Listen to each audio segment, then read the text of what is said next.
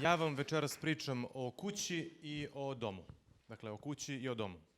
Velika verovatnoća je da kada se budemo razišli, ćemo se uputiti svako svoj kući. Zgradi, stanu, svejedno.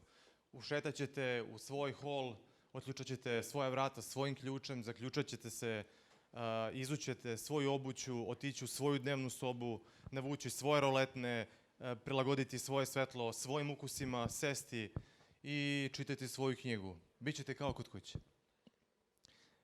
S tim što to imati svoj životni prostor je dobro, ali mi znamo svesno ili podsvesno da to nije dovoljno.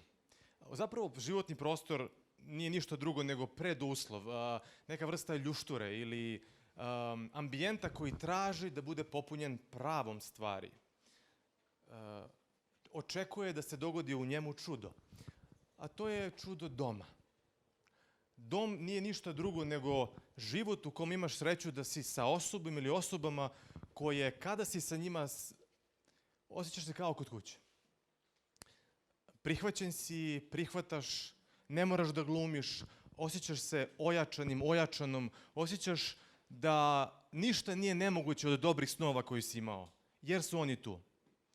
Osjećaš se kao da si na izvoru života, kao da si na nekom svom malom suncu koje greje i ništa nije nemoguće zaista. Zato što naprosto kuća nije dovoljna. Kuća nije dovoljna. Čeka se dom.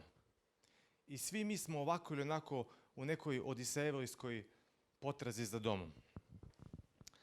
Sećam se seoskog groblja 2009. godine kada smo svi mi sa mojim ocem ispraćali njegovog drugog roditelja.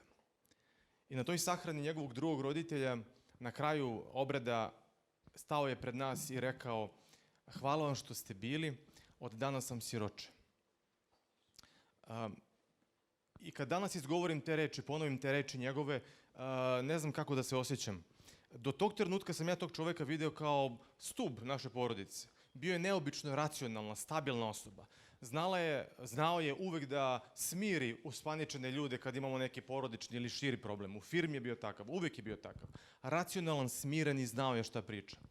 Sad dok sam tog takvog čoveka gledao kroz te reči koje je izgovorio i lice njegovo, shvatio sam da zapravo vidim dečaka.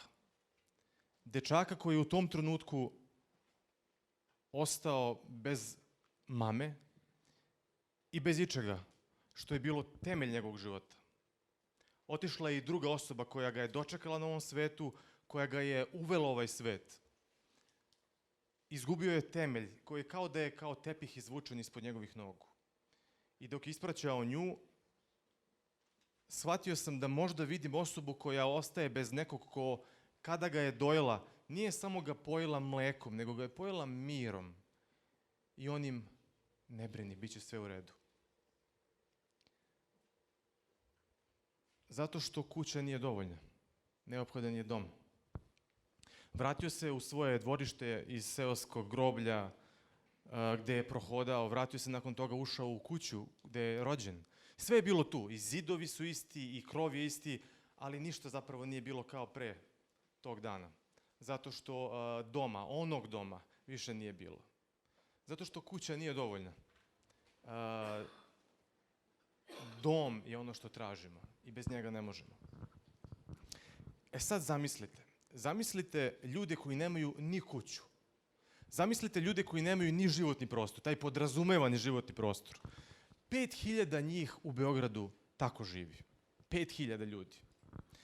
To su oni koji spavaju u hausterima uza zid, pribijeni kada ih zaobilazimo onom prolazu kod Terazija. To su ljudi u još većem broju koji spavaju, borave u napuštenim zgradama, propalim fabrikama, koji možda imaju tu krov i zidove, ali to je sve što imaju. Nemaju struju, nemaju vodu, nemaju bezbednost, nemaju toplotu. Ja sam se pitao: čoveče, kako se tih 5.000 ljudi našlo na ulici? Kako se našlo na ulici? Čovek se mnogo lakše nađe na ulici nego što mislimo. Evo zamislite, na primer, imate školu, imate porodicu, imate posao, imate neki rentirani stan. Izgubite posao. Ne snađete se, upadnete u krizu. Izgubite porodicu, izgubite stan. Voila, na ulici ste. Ili Dete ste mlada osoba sa 18 godina koja je ceo život provela bez roditelja. Država se starala o vama. Budete punoletni, napuštate ustanovu. Tako je lako ne snaći se. I gotovo. Ili, na primjer, psihički ste bolesnik. Bez podrške, što nije retko, i bez resursa da se snađeš. Ne snađeš se i eto. Ili naprosto budeš osoba koja je pravila mnogo glupih poteza u životu. Ili još češće, sve ovi elementi zajedno, zamešani u neku prokletu tragediju gde se ne zna ni ko je kriv, ni ko nije kriv.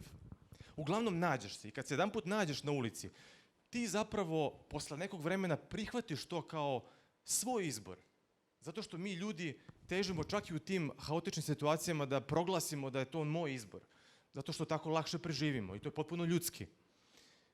Ali proglašavali mi to izborom i pretvarali to mi u neku svoju iluziju pobede i da ja kontrolišem svoj život, ostaje činjenica da zapravo moja ljudska priroda se kruni u takvom načinu života.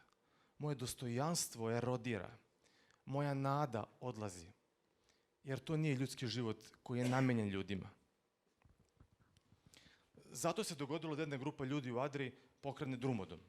Adaptiran je autobus koji će ići na lokacije gde ovi ljudi borave i nuditi im priliku da se istuširaju, da koriste kao ljudi toalet, da se ošišaju, da popričaju s ljudima koji umeju da pričaju i koji ne žure nigde dok pričaju ili dok slušaju neko ko priča. Gde će se možda javiti čak i malo čudo, da se snaga i nada i vizija povratka u neki život koji je dostojan čoveka u punoj meri javi kod tih ljudi i da se probudi snaga za borbu i da se na kraju izbore i za posao i za život kakav zapravo sanjuju, samo što je to potisnuto. Možda za svoj krov nad glavom. Drumodom je zapravo drugo ime za ljudsku podršku.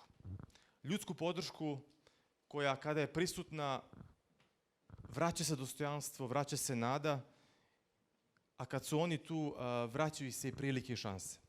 I konačno, drumodom je prilika da mi koji imamo kuću, a u potrazi smo za domom,